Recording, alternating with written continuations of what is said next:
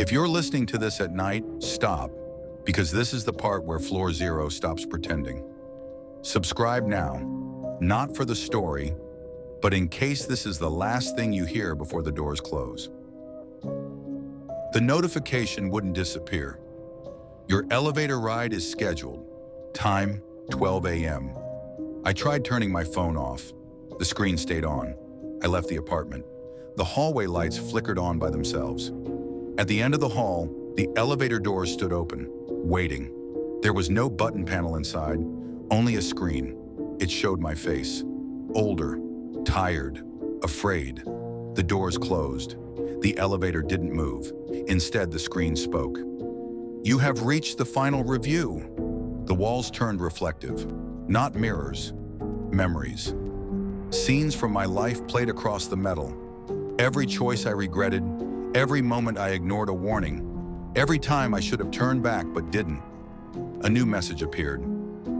Passenger status. Recurring, the elevator dropped.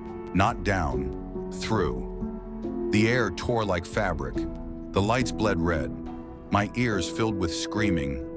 Thousands of voices layered together, all whispering the same sentence. Stay. The doors opened to Floor Zero, but it wasn't a hallway this time. It was a city, an endless underground city, built from unfinished buildings and elevator shafts, stacked on top of one another like a maze designed by something that hated order. Elevators moved without cables. Doors opened to nothing. People walked aimlessly, eyes hollow, pressing buttons that didn't exist. Every person I passed looked like me. Different ages, different expressions, different endings. A figure stood at the center of the city, tall, faceless, wrapped in shadows that moved against gravity. "The caretaker," the voice said from everywhere. "This system preserves possibility." I demanded to know what Floor Zero really was. The caretaker showed me. Every time someone narrowly avoids death, a missed train, a wrong turn, an elevator ride they shouldn't have taken, Floor Zero makes a copy. One continues. One is kept. This place wasn't punishment. It was storage. "You are the final version," the caretaker said. "The rest are no longer necessary." The city began collapsing. Elevators crashed into each other. Doors slammed shut. Copies screamed as they faded, erased one by one. I ran. An elevator door opened ahead of me. Inside was a single button. Up I pressed it. The doors closed. The ascent was violent. The sound of tearing metal followed me upward.